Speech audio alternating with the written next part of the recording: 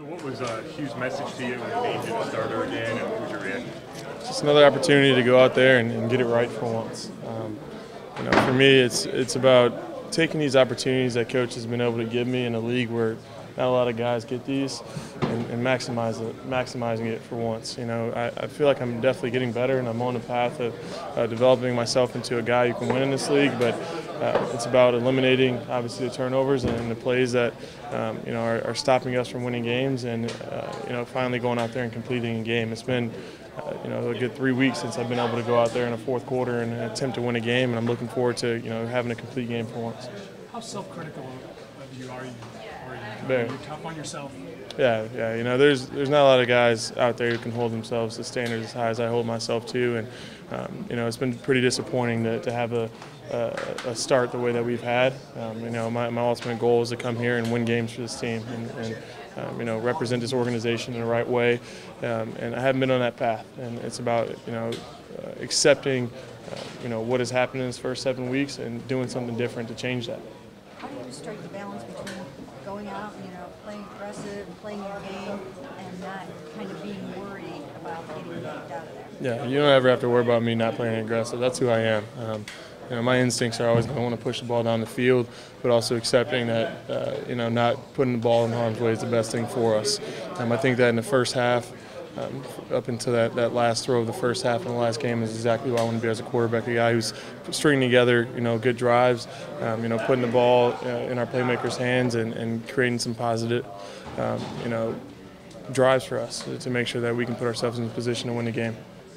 Last week, Hugh said that somebody had made a table, kind of all your stuff from the first 5 games when you had the week off against the Texans.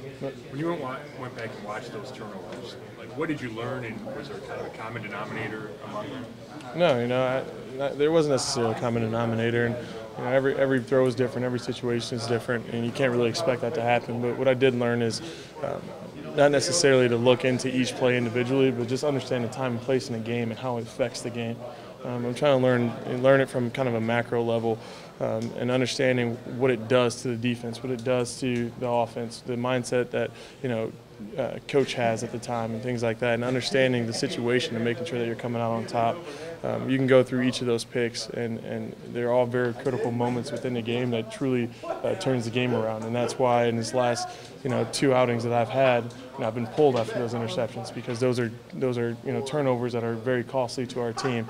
Obviously being in the red zone, being in times where you're driving and you're stopping momentum, you can't be doing that as a quarterback. So after going back and reevaluating that, it's more understanding that in those situations, it's all right to take off. It's all right to throw the ball away, because quite a few of those could have ended in kicks, whether it be punts and field goals, and the other ones could have been first downs or second downs that could put us in another position in third down where we can go out and complete a pass. DeShone, you guys get to hop on a plane and make an 8-hour plane ride across the pond, and you just talk about the challenges of having to make a trip like that, and then also on the other side, just how excited are you to get an opportunity and play in a showcase game for the league? Absolutely. It's that travel. I've never had it before, but I'm sure it's going to be physically and mentally tolling on us as a team. So on us to make sure that we understand the different things that we can do to combat that, from nutrition to the way that we sleep to the things that we're doing, eliminating blue lights. The small things like that are all going to come into play when we get out there.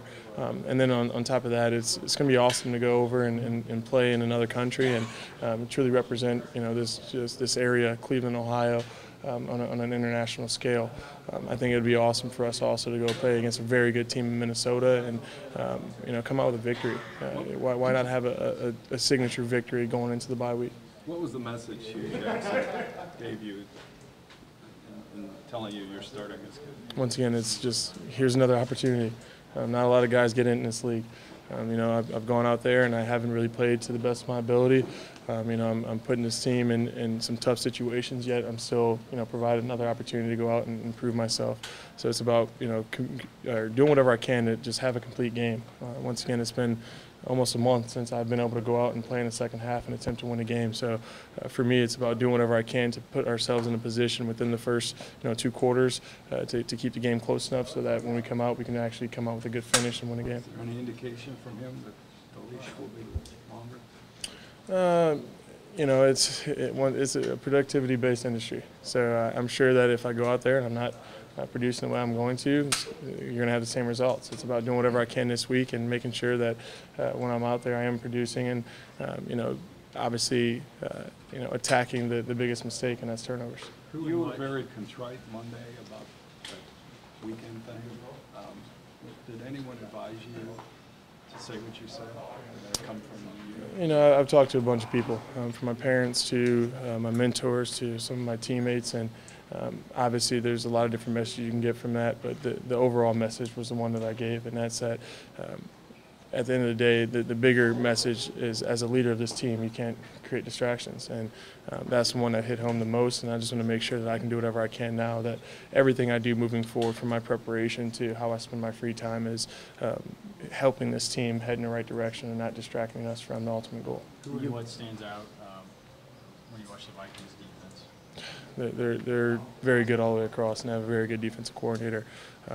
Obviously, Coach has been able to go up against a very similar style of defense with the Cincinnati connections, and we got to make sure that we can do whatever we can to correct some of the things that we've done in the past, because we know that it's itches. This defense is going to itch. So first of all, it's making sure that we understand where our weaknesses have been in the past, attack those, make sure that we can firm up there, and then go back and obviously watch them and make sure that we can combat against some of their pressures that they have with some very, very good blitzers, only in the secondary, but also at the linebacker core. How much of an adjustment do you guys have to make without Joe? Not much. It's definitely not a next man in situation like Coach said.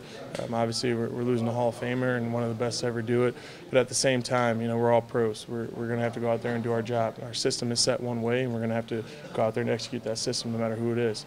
Obviously, right now we have Spencer stepping into that role, and we expect nothing less than perfection out of that position. It's his job to make sure that he can go out there and execute to the highest of his ability. And for us, if wherever we can, we're going to help that. DeShone, obviously you spend a lot of time with you, and your relationship has a bunch of different levels, but can you see kind of the season wearing on him at all? I mean, it was such a tough season last year for him, and now 0-7 and all these kind of questions. Not at all. Not at all. And I think that's the most interesting thing about him, is that although we're not off to the great start, and although we're not heading down the path that we thought we would in this first 7 games, he's very committed to this process. He's very committed to seeing the things that we're doing and how close we are of turning this thing around. Obviously, we have quite a few games that are one-possession games that could easily go our way. And then within those games, they weren't one possession. It's 100% us hurting ourselves. And I think that continues to motivate him to just get over that hump. Because once we get our first win here, I think we're going to win for a long time, because this system is doing very well. And it's just on us as an offense to complement the defense who's playing very well right now to make sure that we can turn these tough games and close matches into victories. DeShone, we just found out this morning that Myles Garrett is in the concussion protocol, which obviously means he might not be able to make the trip or play in this game. So how well has Myles been playing? What boost has he been to you guys, and what kind of role would it be if he can't play? Well, yeah, the concussion protocol is what it is. You never know how someone's going to go through it, but Myles is a heck of a player. It's the reason he was the #1 draft pick in this last draft. But we also played very well without him in the beginning of the season. So if that's how it is, then we're going to make the proper adjustments. The next guy's going to step up into a very good defensive scheme and play well. But if he is there, we're going to expect those same big plays out of him. He's going to be the spark of this team that he always has been. It's just about making sure that he's healthy and making the right decisions on that side of things. It seems like every time he comes back from an injury, something else happens. And, he missed the first 4 games, and he's played the last 3, and Sunday really had the most amount of snaps by far.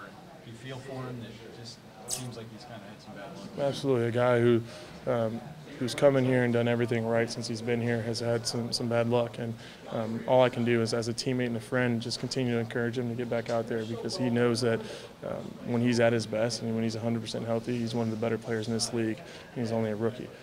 So with that, it's about making sure that I can do whatever I can as a teammate to motivate him, but it's on him to make sure that he can, do whatever he can in the treatment part of things to get back out on the field. Did you ever ask your dad, because your dad obviously was an athlete, what it was like to live in the life before social media? Yeah, all the time. It's definitely, our generation is definitely a lot different from what he did, and everyone always jokes around about athletes back in the day, and if they had cell phones or if they had social media, how much different things would be. But it's the reality of the fact. This is the world we live in now, and with that comes a lot more responsibility as guys who appear on TV every day and have some sort of a fame to what they're doing. So it's on me to once again make sure that I can do whatever I can to allow social media to be a positive influence on this team, a positive influence on my brand, and continue to learn from the mistakes that I've had in my past. Just because they have been, have kept a tight watch on you over the years, your mom and your dad. What did they say about this? If you those conversations are between my parents and I. Joe Thomas the other day said that he felt he was at the top of his game this year. And along the lines of Joe being at the top of his game means you're getting the best left tackle play you could get in your position. How does that play out? I mean, when you have a left tackle playing that well in front of you, what does that mean to you while you're thinking through being on the field during a down? Yeah, it's awesome to know that side, my blind side, is taken care of. But I strongly believe, and I'm sure Joe will second, that the reason he's playing at his best is due to his preparation. So those same skills and those things that he was doing in his preparation, I'm sure he's going to pass along to the next guy to make sure that they're just as prepared stepping out there. Joe is one of the best at making sure that he understands the guy he's going against every play to a T, and I'm sure that he's going to still be around the meeting room and the locker room to make sure that the next guy who's up is going to understand the guy they're going up to just as well as he did.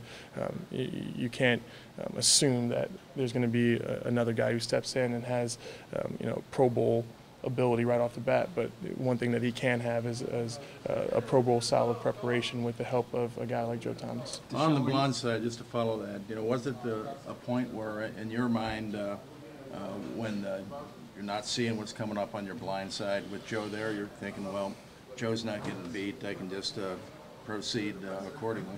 Yeah, in this league, there's so much else going on that's just a feel. It's not like I step out there saying, all right, Joe Thomas is on my left side, I'm fine on that side. It's more just understanding where the pocket is and how it's collapsing on you and how you can go about it. It's just about me in my position, making sure that once again the ball's not in harm's way. If there is something that breaks down, it's time to take off or throw the ball away and make sure that we get to the next down.